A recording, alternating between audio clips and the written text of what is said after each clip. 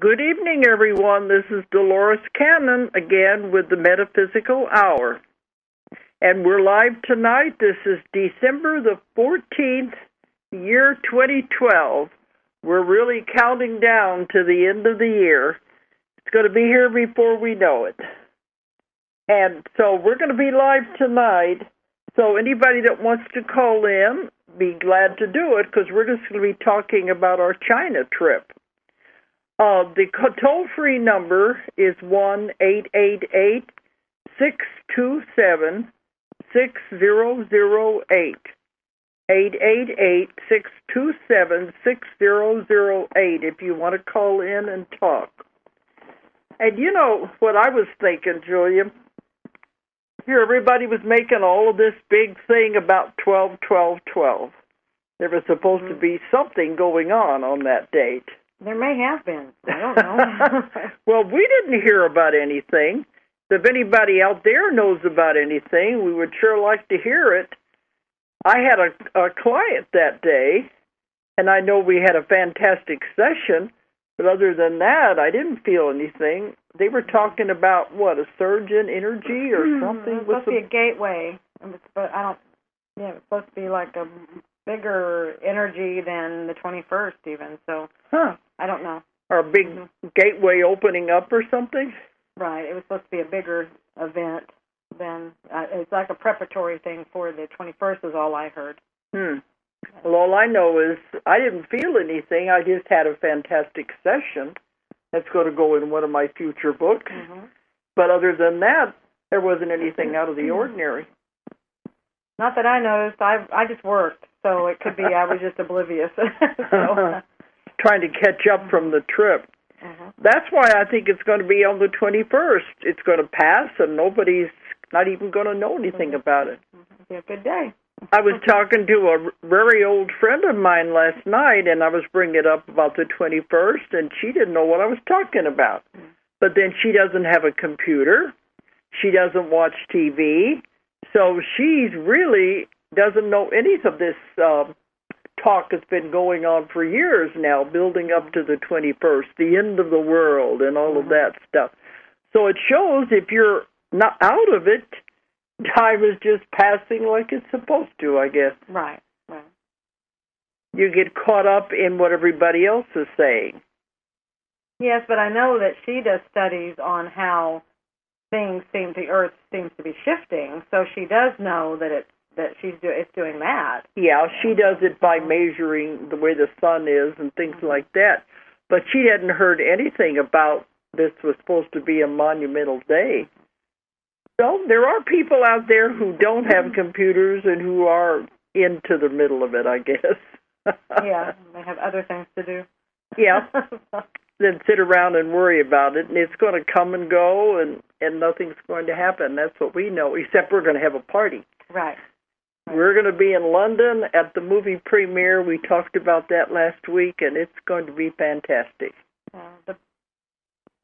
It's not just a movie premiere. The party afterwards. Right. Well, the whole party during. It's a whole meditation and the declaration of consciousness and everything. It's a big event. It is, but I mean, I don't expect the end of the world. That's not going to come to a climax with that on that night. Okay, but anyway, that's where we're going to be next week. But then after that, I think we're home for a while. I really don't know. I had to look at the calendar. We're on the road so much. But I do want to talk about our trip to China. Then if anybody does have anything they want to bring up, we'd be really willing to talk about it. But we left here, after we got back from 3 months in Europe, and we were home for just about 2 weeks. And we had a class here in Arkansas, and our classes are getting huge. And then after that, we took off for China for 3 weeks. And it was really fantastic. But it started off on kind of I don't know what you want to call it. It wasn't a negative note. It was a confused note. But actually it worked out very well because it meant less time on a plane. Yeah. But we left Arkansas, and there was a storm going on. And my original plans was to go to England and spend the night and then go on to Beijing the next day because it is a long flight. We were allowing time for that. But there was a storm going on. So we flew to Chicago, and the plane circled and circled and circled, and it couldn't land. And by the time it finally got on the ground, we had missed our flight. Right. So then we're trying to find out what to do. And originally we were supposed to go to Canada and make a connection to go over to England. Kind of roundabout, but that was the original plan. But then we get there, we can't go on. So we threw a lot of rigmarole. We were able to get out, and they wanted to do a direct flight to China. And I don't like to do that because those are long flights. I usually like to break them up. So I wasn't too enthusiastic about that. But they said it was either that or go and sit 9 hours in the airport in London and Heathrow. Right. And then the two flights, the flight to London and the flight on, both combined were going to be almost twice as long as this one flight that they were talking about. So we thought, oh, okay, I guess we don't have any choice.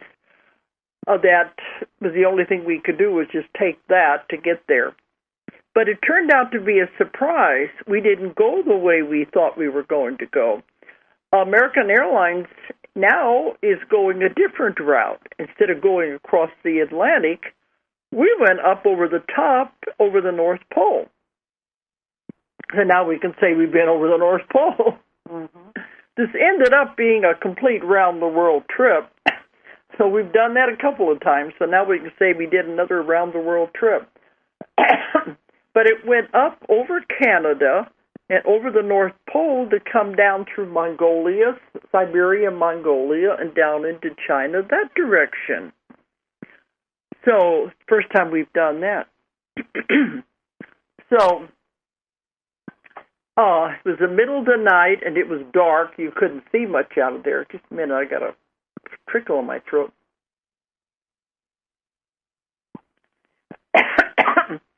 Trying to see out there, and all there was snow, as much you could make out because it was dark.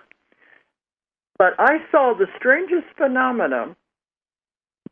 I thought it was the sun rising, but then I got to thinking, no, it can't be because the sun should be going down. But I guess from up at the top of the world, it's not doing either one. It was just staying in the same place. Mm. So what I saw first was like, it's night, and there was like a band of red all around the horizon. Get that tickle out of there. A band of red around the horizon with the black sky above it, and barely see snow on the ground. Then after a little while, after we flew for a while, above the red line was a white line. That's why I thought the sun was rising. And I said, wow, how many people get to see the sun rise over the North Pole? But then the more I thought about it, it wasn't. It would have been the sun trying to go down. But that's all it ever did, just have this band of light. And so it was really strange to watch it. It was beautiful. I was thinking, how many people are going to get to see that? And we had got all the way over Siberia, headed into Mongolia before the sky turned back to black again. So it was a very strange thing to see. The sun's not make up its mind what it wants to do. So we've had some strange phenomena when we've been flying. Mm-hmm. But then we get to Beijing, the middle of the night. We tried to get word to the people who were supposed to meet us, and they didn't get the messages. So here we come into Beijing. Our translator's not there. Our ride isn't there, and we don't know what to do. And everybody's speaking Chinese. We don't know. You just go. We I know you go with the flow, but we were really tired by that time too. All we had was the address for the hotel we were supposed to go to. And a phone number. Yeah, that's all we had. We thought, well, there's nobody here. We just get over there, even though it was 1, 2 o'clock in the morning, and hope we can find it. So that was interesting. And the cab driver didn't know where to go. They were Right. trying to talk to him. And the hotel was really strange because there wasn't any signs to tell anybody where it was or how to get to it. It was in the middle of the woods. Right. It's out of the way. Yeah, very much out of the way. But we finally came dragging in there. It was about 3 o'clock in the morning. And still nobody to translate. And they couldn't figure out, what are you doing here? We're not supposed to come in till the next day. We was in there a day early. And trying to tell them, not speaking English, and our translator's not around. All we wanted at that minute was just to find a bed, go to sleep, because it didn't matter.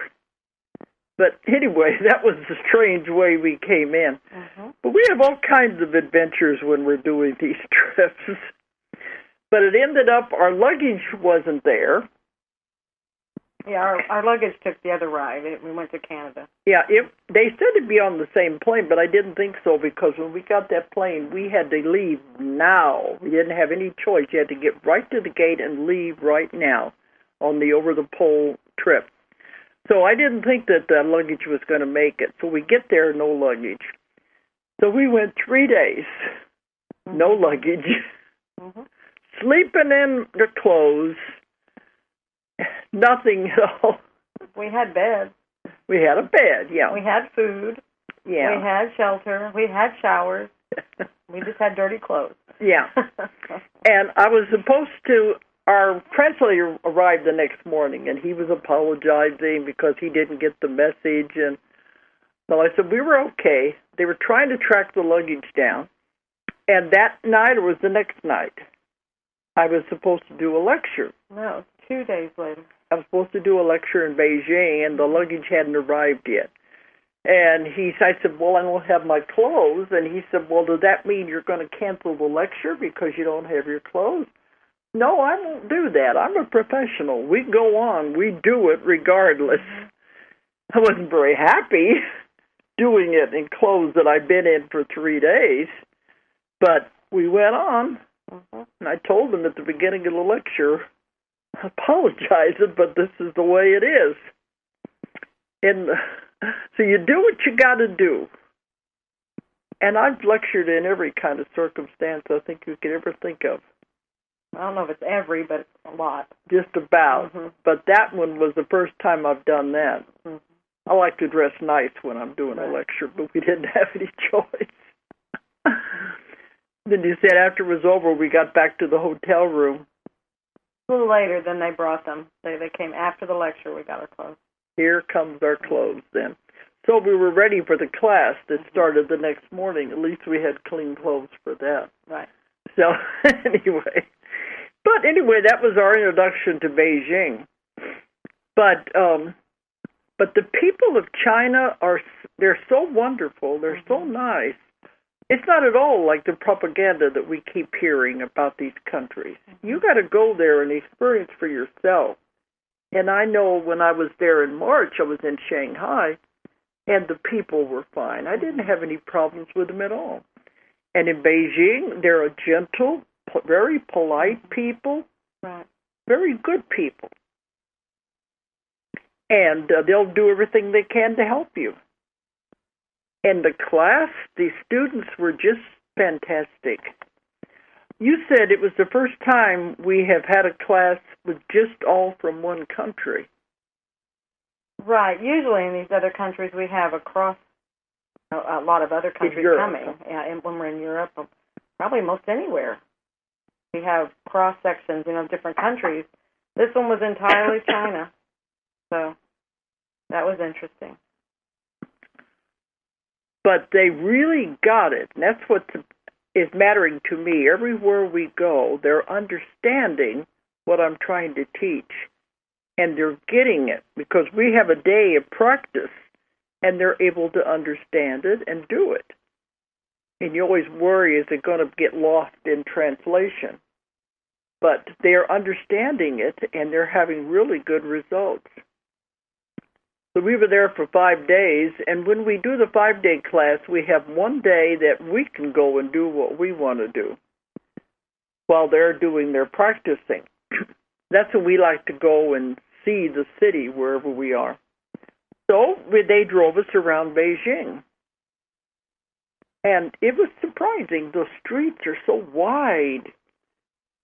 Right. And they said that was because that was the capital city, and that's where the emperor, would be the emperor? I don't know what they're... At one time, it would have been the emperor. Anyway, it's a show of power. And then it was Mao, that's where he lived when he was in power. But they said it was a show of power to have the very wide streets. So. But I had wanted to go see the Forbidden City because I'd heard about it. And when I was reading up on it, they said that was where the emperor lived, way back. And it was called the Forbidden City because no one was ever allowed to see the emperor. And he lived there with his family in total seclusion. But I would have liked to have seen it, but it wasn't going to be anyway. They said it's big once you get in there. But we drove by it, and there was a huge crowd out in front, long lines trying to go in. And it was cold in Beijing, wanting to get in. And I said, no, let's forget about it. Let's just drive by. And they also had a big poster of Mao there at that place. We got some good pictures. And also, I think it was right across the street. It was in the area was Tiananmen Square. Right. And if you remember Tiananmen Square, maybe 10 years or more ago now, is where they had the revolt. The first time, I think, was really serious that the Chinese revolted against the government, against Mao. And they had the showdown in Tiananmen Square with the tanks against the crowd of people. So it was very emotional, and there were some really fascinating pictures that were circulated at that time. So I wanted to see that. Well, now it's just a big, open, park-like setting. Right. It's a big square. At least we can say we were there. So we drove around and saw all these things. Then we always go shopping, which is our favorite thing to do.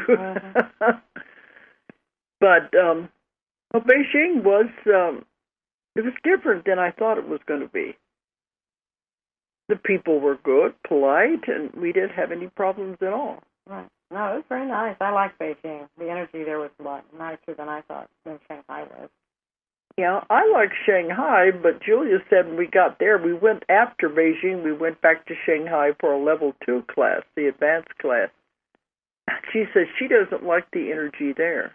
It was just too chaotic. It was just very chaotic. I'm not going to say too chaotic, but very chaotic. I don't care for that kind of energy anymore. So. And it was right by the water, by the ocean. I don't know if that had anything to do with it or not. No. There was no way to know you were even by water. Not really. Except for the humidity. It's a big city. It was warmer when we got down there. But anyway, Beijing was a really nice city, and they want us to come back. Right. Everywhere we go, they want us to come back. Yeah, we'll probably be going back. It's in November. We'll be going back. For a level 2 class. Or another level 1, too? Yeah. I don't know. This whole year, 2013, is planned, but I'm not sure of all the dates and everything. But we also met with the people there that are translating the books into Chinese there. So we're going to be doing business with them anyway and returning there. But the only thing was the food. But it was adapting. What do you mean the only thing was the food? Different. Yeah, but they said, what do you like? And they were making these wonderful meals for us and bringing them right to our room and treating us like royalty. Yeah. So what? It was just different. They like to put sugar on a lot of things. Oh, yeah. But it was fine, though. The food's fine. It was very fresh and very nice. Yeah, they eat a lot of rice. But it wasn't like the food I had in Shanghai in March because that really turned me against it. And it's definitely not like Chinese food in America. But Julia said we noticed our bodies were feeling different. She said it was like I don't know, what do you want to call it? It was getting all the junk out of it from the States. And I hate to say that, people, but The U.S. has the awfulest food with all of the additives and the preservatives in it. You go to other countries and you get food that tastes totally different. Tastes good. It tastes fresh. It tastes. It tastes, yeah. It has a taste. It has a taste, and when you're over here so much, you don't even notice that until you go somewhere like that everything does taste different. And it was almost like it was cleaning the body out of all this additives and all this junk. So we were gone for 3 weeks. We really, the body says, I like this. But then we went on to Shanghai, and I had a 3-day class there with the advanced class. And I thought everything there was fine, too. Now, there you had to eat. Didn't have anybody catering to your needs, and so you had to kind of look a little more for what you wanted to eat. Yeah, because it's not the same kind of things we eat for breakfast, and eat a lot of seafood. Right. They like the fish. They like all these different kinds of seafood. And Julia tries the chopsticks, but I've never tried them. Well, I can only get a couple of bites with them, and then the fingers stop working. Well, maybe we go over there enough, you'll get better at it. But then after going through Shanghai, then we had to go to Taiwan. Because we have another publisher in Taiwan. We found out during this last year there are 2 kinds of Chinese. One is traditional and one is simplified. There's more than that, but those are like the main ones for the different countries. Always dialects, but these are the 2 main. That's the difference. And one is read up and down, and the other one is read across. So our publisher in Taiwan, in Taipei, was doing a different kind of Chinese than the one that's on the mainland. So that's why we have another one in Beijing who is going to do the other type of Chinese. So we went to Taipei to meet with the publisher there and have lectures and things. But interesting thing about Taiwan, it's like it's where East meets West. After China is still traditional. It's more modern than you would think. Right. Has a lot of big stores, fancy cars, everybody's dressed nice, a lot of electronic stuff. I'm sure to see the things that we see, what we think China is, you'd have to go out into the country, out away from the cities. And then you might see what really. That's the way it is in Russia, too. In Moscow, it's not at all where they tell you it is. But otherwise, it's just very modern, but it's very traditional Chinese. But then when we got to Taiwan, it was as though there's a mixture. As though the Western influences from America are definitely making inroads there. You could see East meets West. Right. There were a lot of American stores. 7-Eleven was everywhere. Right. KFC was there. They actually had the KFC. I mean, KFC was in China, but it didn't have what we know to be KFC. Taiwan did. All. It was actually KFC chicken. So. Yeah, I said the KFC in China, Colonel Sanders would turn over in his grave. There wasn't anything like the traditional at all. No, I took a picture of it. I don't remember what it was on there. It was funny, the menu. So when we got to Taiwan, it was the real stuff. And the food was different, but just like it was more Western. The whole atmosphere was more Western. Right. Our plugs will even work in their outlets.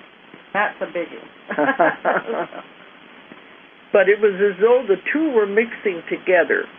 Now, in Taipei, they had this huge building. I don't think it's the biggest one in the world, but it is pretty big. It's 101 floors.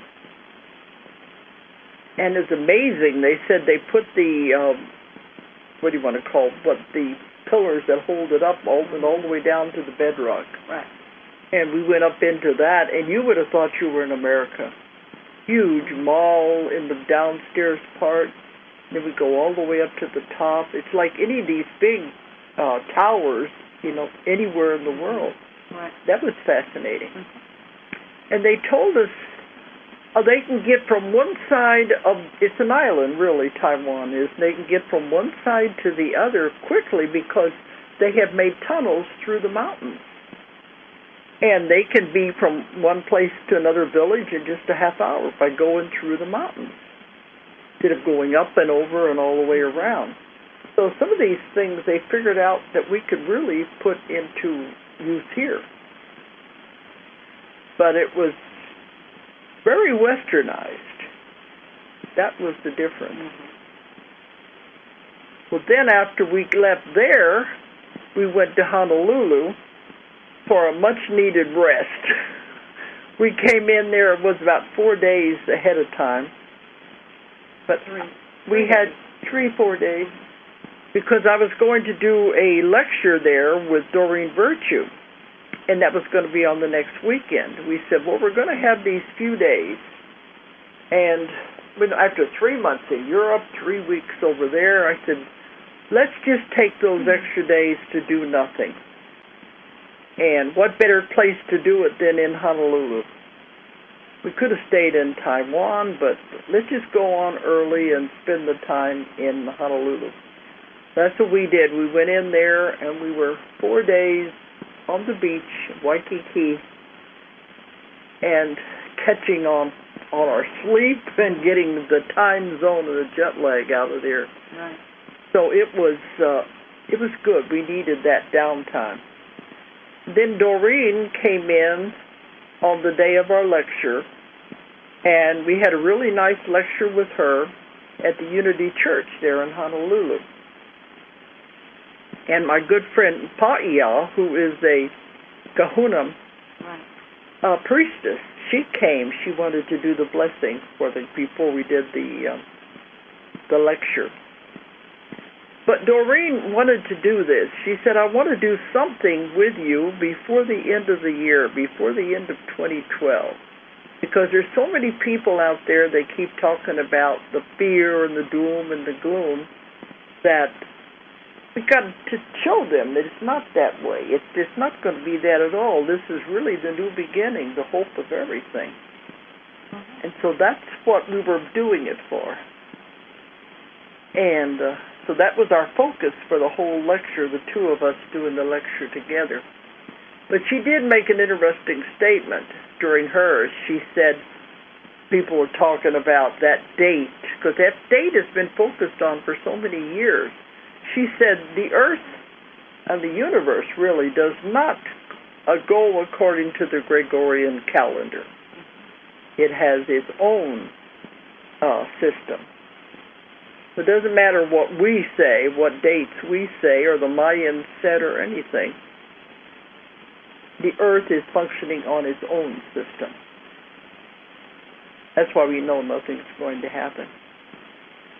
But the people really, they liked it. Had a good reception there. Very good reception. Yeah. Good.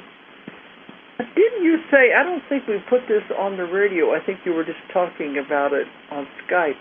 Didn't you say that you did some research on December 21st? As everybody kept saying it's supposed to be a lineup of planets. Right. Well, it was before our conference in July, and we were doing the T-shirts. And I asked our artists I thought it would be cool to have the constellation or the planet lineup. That'd be the constellation, I guess, wouldn't it? Anyway, the planetary lineup, I thought that would be a nice image on the shirt. Because they all say it's going to line up in a direct line, and that's when magnetic pull is going to pull the Earth over. And so he gives me this image, he sends it in, and nothing's lined up. These planets are all in these different places and stuff. I'm like, but where's the lineup? He's like, this lineup? This is what I found. I said, are you sure this is on the 21st of December? And he's like, yeah, and he showed me where he got the information. And so I started doing more research at that point. I was like, well, where does it say about the lineup? And so I was finding things where it said that, but then I was finding other sites that were, supposed to be factual sites and astronomy and all kinds of things, and they were implying that there's not going to be a lineup. So I really don't know. I don't know where that comes from, because it's very reputable sources that say there is going to be a lineup, but then there are equally reputable sources that say no. So I don't know. So some of them were saying the first time in so many thousand years, all the planets are going to be in a line, pointed toward the center of the galaxy. Center of the galaxy. Said. And that magnetic pull was what was going to cause the end of the world. Well, or make it flip or do something. And I don't. I mean, it's like once every 26,000 years it's supposed to do this whole shifting thing. But doesn't that show that a lot of things, they're probably misinformation or disinformation, but you repeat something often enough, people are going to believe it. Right, and I'm just going to say I don't know, because like I said, I was finding both pieces of information. I don't want to go on record as saying either one. I mean, I just know what I saw. There were disputes all over the place, and there are reputable sources saying both pieces of information. So I really don't know what to believe. Yeah, but it would be interesting that you repeat the same thing again and again, and then finally people begin to accept it as truth without going and searching it out for themselves. Right. But it's only because I thought the T-shirt, like, okay, they're all going to be lined up, because I've seen it on pictures. I've seen them. And I was like, well, wait a minute. And he said, no. He said, it doesn't. And that's where I searched, and it doesn't. So, I mean, when this is where everything's going to be. Now, I think there's going to be, someone was talking about a trine, a Uranus trine that was going to be happening that day, and that's supposed to have a heavy effect on things. But well, I know enough about astrology to know if all the planets were lining up, there would be a major conjunction, which would be really big in astrology. That would be a big deal, and that's what I kept going back. It's like, well, whatever, if they're all lined up, something is going to happen. But then now, is that even going to happen? So it's like... Because when I was doing the Nostradamus books, and we had the horoscope for the Antichrist, he was born in 62, he had a major conjunction. It wasn't all the planets, was the whole bunch of them. I can't remember now off the top of my head how many they were in Aquarius. And that was the most we'd ever seen, and it was supposed to mean this is a very powerful horoscope. But now that's been, 50 years ago? Something like this. It's been 40-something years ago. 62. 62 would be 50 years. Yeah. So it couldn't happen again that soon anyway, that they would all line up.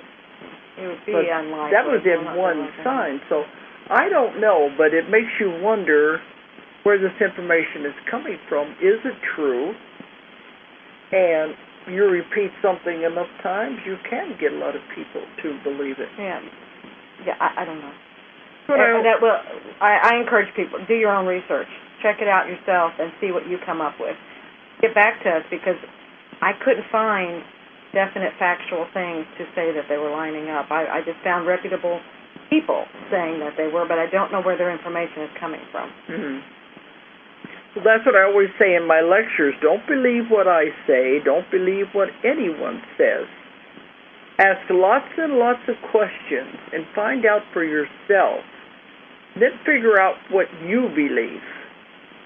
What your truth may not be my truth, but at least it'll be yours. Right. And then later it'll change. Yeah, they all will. Because as we all grow and evolve, we change. Yeah, we'll say at one time in our life, this is the gospel truth, and then 2 years later you change. But that's what growth's all about. Right. Well, it's also whatever, because as we know, anything is a possibility. And you have all your probabilities and everything. This is some visual they're giving me right now. So it's like Go ahead. You have all of these things going on. So really, any and all things are truth. So it's just whatever you are at a point to believe, so it's whatever works for you at that point. So that's why your truth can change, because it's as you grow and develop and you have a different scope, a different perspective, a different vision, you're able to handle, see, whatever, different scopes of the truth. That's why you should never get too set in just one belief and turn a blind eye to everything else, because you never know what's true for somebody else is true for them, and if you look into it, there may be something there.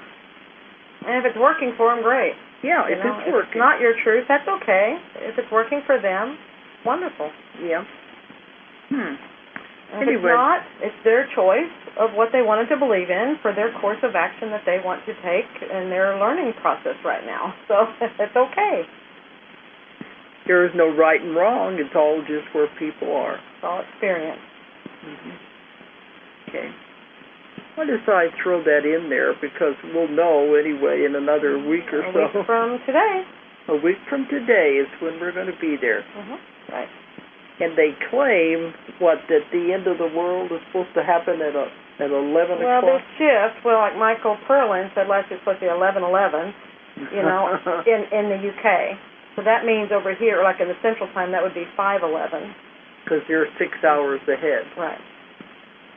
Well, see, that means there's different times all over the world, even different days.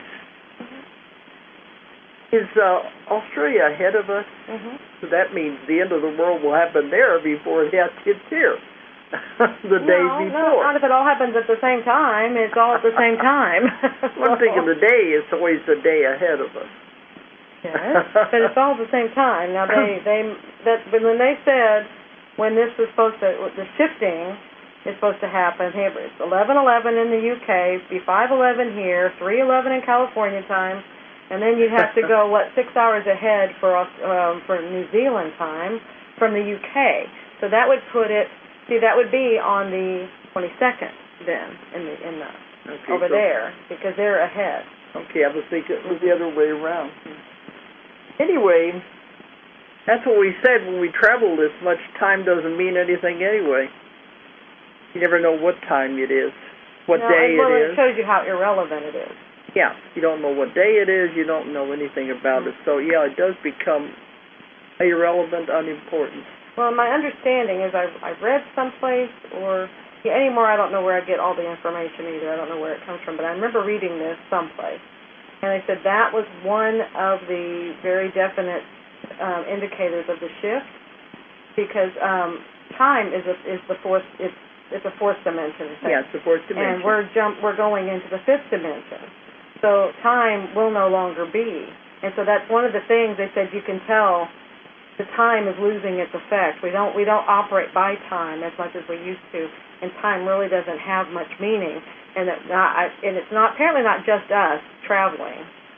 A lot of people. That's why, one, the time is speeding up. Two, it just has no relevance. You can't put anything to it anymore. It just slips and it does all these things. It's because we're what's the word? Okay, it's a T. Evolving? No, it's like it's traversing. Would traversing work there? Traversing time. I think that'd be a word, yeah. That's the word they were giving me, but I don't know that word well enough, so there's a call. We got a caller? Okay. But anyway, yeah, time is an illusion. They've told us that time and time again. Okay, we got somebody there? Okay, it's Janine from Canada. Hi to you, Dolores, and to Julia. I wanted to ask Dolores, you had mentioned you're working on 3 or 4 books, and Julia, you're working on a book, and I was wondering when these books were going to be out. Well, remember, there is no time. Yeah, I don't worry about the end of the world. I'm more interested in getting the books. I know. I've been trying to work on them and travel, and Julia's trying to work on hers and travel, and it is hard when we've got all these other things going on. But now we're home for a little while, and I know Julia has to have hers done. Yeah, mine will be out in January. It may be the 11th hour of the 31st of January, but it will be January. So I promised it would be. Because when you're traveling, it was just really hard to do work on it at the same time. Right. It's really coming together right now. Sorry, guys. Don't mean to cut you off, but I can't hear anything, so I've got some gremlins at work here. So anyway, I will let you go, and I'm really looking forward to reading your books when you have them out. And I just wanted to tell you, if you can still hear me, that one of the things you talked about 12, 12, 12. And I can tell you that 2 or 3 days before, I certainly felt a surge of energy, but not necessarily on the 12, 12, 12. And that was for 3 days that lasted. And it was more like pressure on the head, the chest, the headache. And within 3 days afterwards, it was gone. And I actually feel great now. So anyway, just want to put that out there. Bless you both. And I wish you all the best on the 21st in England. And God bless. Bye-bye. Bye-bye. Thank you so much. Actually, that's a very good comment because we were talking about 12, 12, 12. I was the same way. I didn't notice anything on 12, 12. But on the, let's see, what was last Friday? Would have been the 7th? Yeah. Yeah, that would have been 5 days before. That's when I noticed stuff. It was like, that's when I had so much stuff happening to me. It was just like, I was being taken through a tornado or something. So, and I thought, oh my goodness, is this, if this is like this before the 12th, what's the 12th going to be like? And then, but it could have been, it was just because a lot of times the stuff leading up to something is more of what you have to work through than the actual energy itself. So I know whenever I've noticed those energy fluxes, and there was 2 in June that I really felt. I noticed it was dizziness. He said pressure and headache. Yeah, that's more the stuff. It was like, oh my goodness, it was like the it was an intense pressure. I don't know that I've had pressure. I felt pressure like that before. That it was major. And I really thought it was just like I was imploding. So we thought maybe it was just all the stuff we've been through, and you were under a lot of pressure coming back and trying to catch up. Right, but it literally was. It's one thing to be under pressure, but this literally was a pressure, and it was like it was on my head and everything, and I thought, I've never felt it like that before. So I thought it was just the other, but then it did cross my mind that it was this other, because it was a different energy. But with me, it's been dizziness whenever it hits like that. And they did say it was going to increase, but I haven't felt it any more since June. Because I think everybody's feeling it in a different way. It's all different.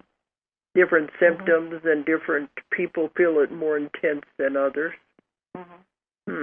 But her other question was about your books, because I answered my question. But on your books, why don't you go ahead and give some kind of an idea of what you're doing and what kind of... well, I am working on 3 more books, and people keep saying, when's the next book coming out? What's it going to be? It'll be whichever one gets done first.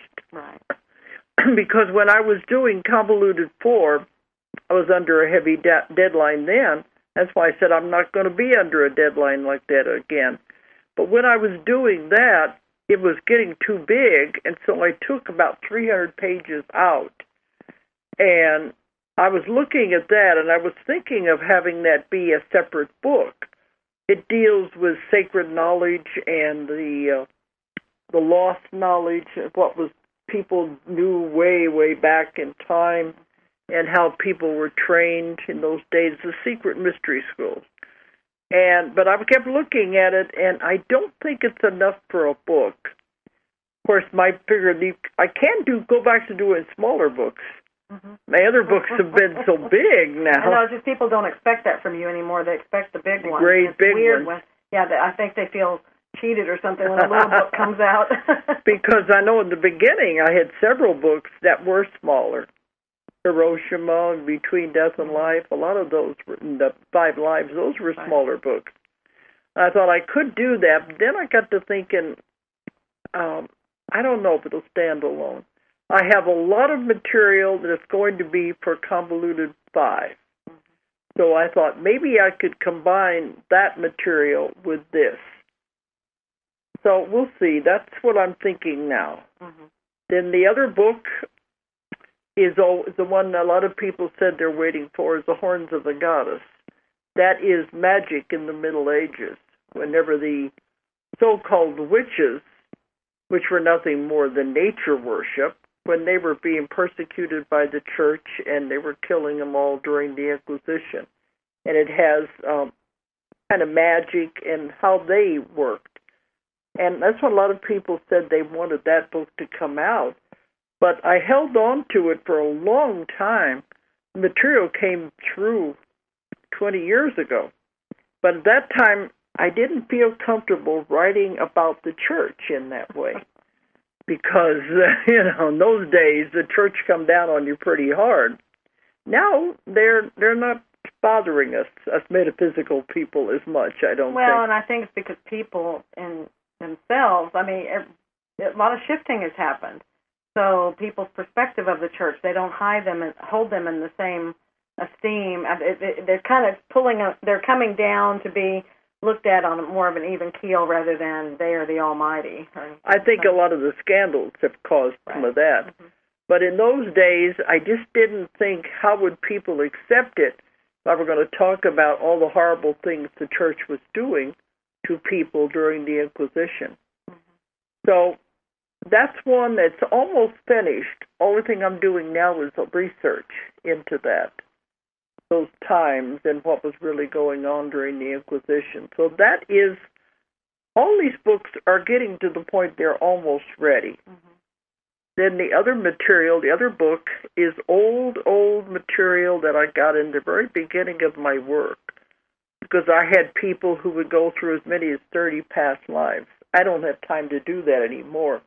But they were really wonderful stories and of times and the history in those places and theology and all of that. So I thought of putting all of that into one book and to show how it all checked out. And especially when they have so many lives from one person, how it all interacted to show the karma from one life may not be paid back for a couple of lives later, but how it all interweaves and connects. Right, and how all the lives affect each other. Yeah, and how they do. And when you're in that one life, you can't see, why did these things happen to this person? Because there was nothing in that life to justify a horrible death or something.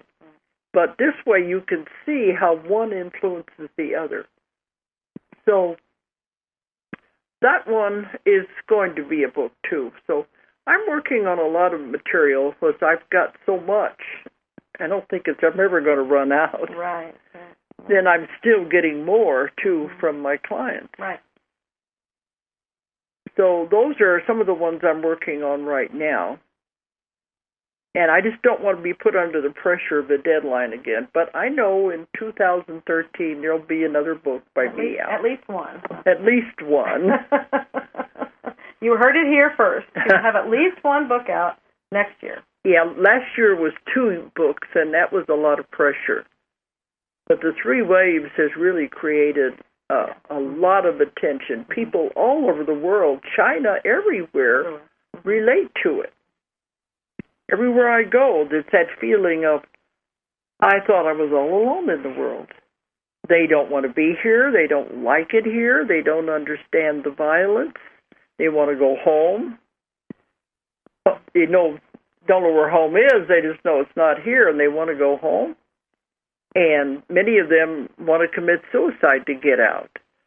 Now, I'm finding this in every country we go, so I know it's a worldwide phenomenon. Right. So it also shows these people coming in with this special energy are coming in all over the globe. Well, that would be it's got to be scattered. It's got to be put everywhere so that it can raise the energy of the whole planet. Of the whole world, well, of the people to go with the planet. The planet's doing it on her own, but the people are what needed the help. It's because the changing of the vibration and frequency. And, of course, I was finding so many in America, but then as I began to travel and do sessions everywhere else, I found it was happening everywhere. And we've all been told hundreds of thousands of people now have come in, the volunteers, And so they figure we have tipped the scales and we can now save the earth. I'd like to, every time you say save the earth. Well, those days they thought we were going to destroy the earth. Okay. And that's not an issue. I mean, well, I don't know if it is or not, but it's like every time you say that, it's like something happens up here. It's like that's not, the earth wasn't in jeopardy. It was more of the people accomplishing their goal of doing this shift and everything. That's what was in jeopardy and going with the earth. So when I'm not sure, I know the call went out and said earth is in trouble. Who wants to help? Mm-hmm. But every time you say it was to save the earth, that it's almost like a screech, like brake screeching, like that's not quite right or something. So I don't know. But it was the feeling of raising the energy. Of the people. Of the people, so they could affect the earth. The earth was going to do it. She's doing it all by, she was doing it anyway. Yeah. She didn't need, she was doing it. Remember, you say that in your own lectures. She's going whether you go or not. Yeah, she's going into her next incarnation. So it's whether you want to go, if you're going to go. So it's the people that had to raise their vibrations, the people that had to change their attitudes, it's the people that had to shift. The earth's shifting. It's the people, if you want to go, they have to shift. So it was all these people came in to raise the energies of the consciousness of the people as a whole. The reason that the call went out in the first place was because we were coming to the point we could have destroyed the earth. So in that, but there again, you had to raise the consciousness. You had to shift the thought processes of the people. The earth wasn't going to destroy herself. She was shifting. We could have. She's like, yeah, they could have, and that could have messed up her plan to shift. So in that way, it's kind of saving. It's helping the earth. Yeah, because they couldn't allow it to happen. Right.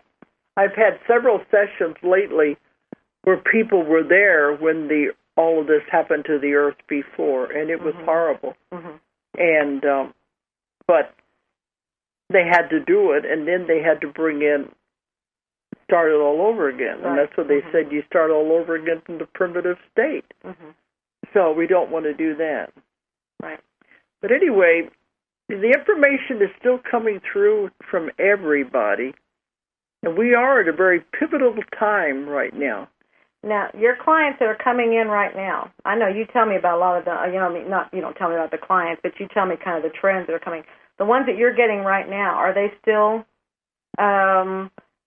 waves? I mean, are they still saying, okay, I'm here to help, or I'm here to do this, I'm here to do that, or are you seeing another trend, or what's your trend right now? Well, they don't like it here. They don't want to be here, and they're very unhappy. But it's following the same trend, and we find out they are in these age groups that fall into the 3 waves category. So I think that is continuing. I'm just getting more information that they were around when all this happened. Some of them were watching from spaceships and things, but they were all here.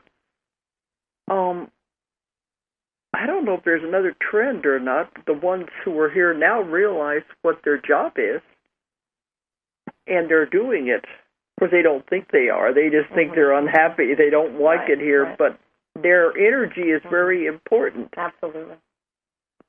And it is making a big difference in what's happening to the world. Right. Well, just by the very being here is raising the energy. That's what they said, just to be. And they think they're not doing anything, but they are by just being. Absolutely. So don't get the idea that you're unimportant and you're not doing anything, because you are.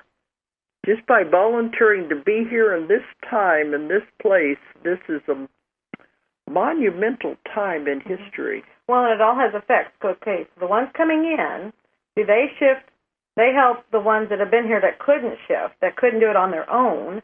They're helping them to now cause their own shifting. Then that shifting, is raising energy. So it's that everybody's doing it now. It's not just the ones coming in. Everybody is playing, has their part to play in this whole thing now. Because they said, especially the second wave, they're here just to spread this energy to everyone. And it's like a domino effect. But don't think you're unimportant because you're not doing anything. You are, just your energy affecting everyone you come into contact with.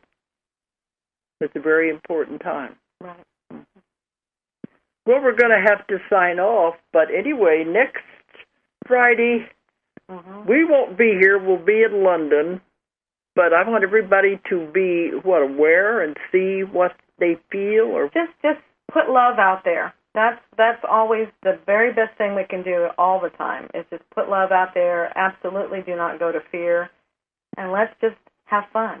Mm-hmm. Let's have fun with everything that happens. And then wake up on the 22nd and say, hey, look, we're all still here. And we're in a much better world because we are in love. We're in love, and as Doreen, we were saying, welcome to the new world. It'll be a lot better than you think. Okay, so it's time to go now, and whenever we come back, it'll be after Christmas, and we'll continue then. Right. So thanks, everyone, for listening tonight. And good night, and Merry Christmas, and Happy New Earth, and Happy New Year, and Happy New everything. Wonderful days. Okay, everybody have a nice Christmas, because we won't get back here till Christmas Eve. Okay, so thanks for listening tonight. Good night. Good night. If you enjoyed the show, check out more of our other videos, and be sure to subscribe and click the like button. Thank you for listening to the Metaphysical Hour with Dolores Cannon.